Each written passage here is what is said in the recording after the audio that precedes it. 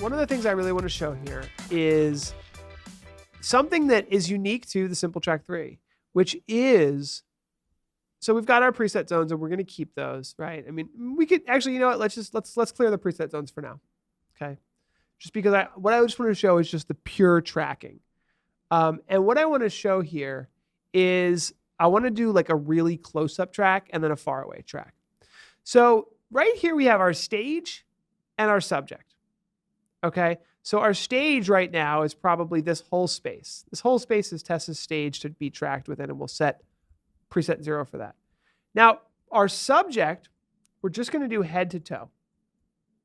So we'll just do head to toe here, and I'm going to set preset 1 for head to toe. So when I hit start here, Tess, you can go ahead and start tracking. So now it's going to keep Tess head to toe the entire time. This is how the SimplTrack has always worked.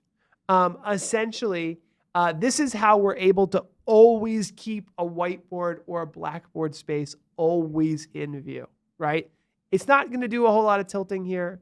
It's going to keep Tess perfect, right? So now I'm going to hit stop. Why don't you just center up a little, Tess? Perfect, thank you.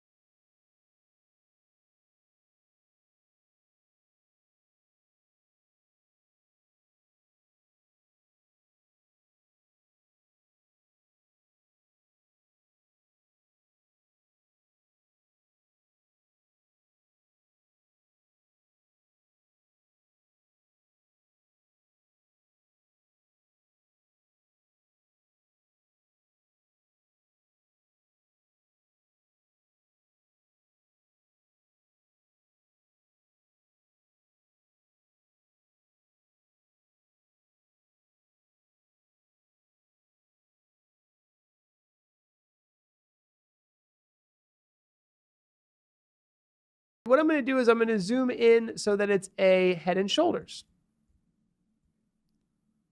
Now this is a much tighter shot, and I'm going to go ahead and hit set. So what I'm doing is I'm setting the subject tracking here, and now we'll track you, Tess. Now, one of the things I'm noticing is when I get it that close in, I need to adjust the face option. So because you're just, it is doing what I'm telling it to do, but I need to go in here and there's an adjustment for the face height. And I think I want to turn it down a bit because I changed this earlier. But there is an adjustment to fix this so that we have the face perfect. I hope I do this right. Let's go out a little, up a little, and hit set, start. There we go. Just about right. Just need to get the face adjusted a little more, but you get the point that you have the ability to do, whether you want it close up, whether you want it far out, head to toe. Ideally, I would like to give you a little bit more headroom. So I'll fix it. Let's see here. So what I'm going to do is I'm going to come out just a hair, go like this, just a hair, up just a hair, and then hit set and start.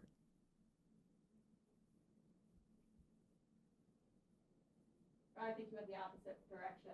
Oops. I should have played with this a little more. So I'll let this part go. But that's what this face height is designed to do. And I must have to go up with it. I don't like doing this on the fly. I apologize. I should have spent more time with this. Let's see. Oh, you can see the red box moving up. Yeah. So that should do it. Save and let's just bring it back and out a little. Up. Start. There we go. There, you went the right direction this time.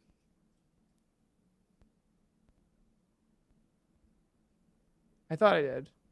So we have to check the face height thing. But you get my point. Essentially, you have the ability to set different subject heights and do that. So there we go.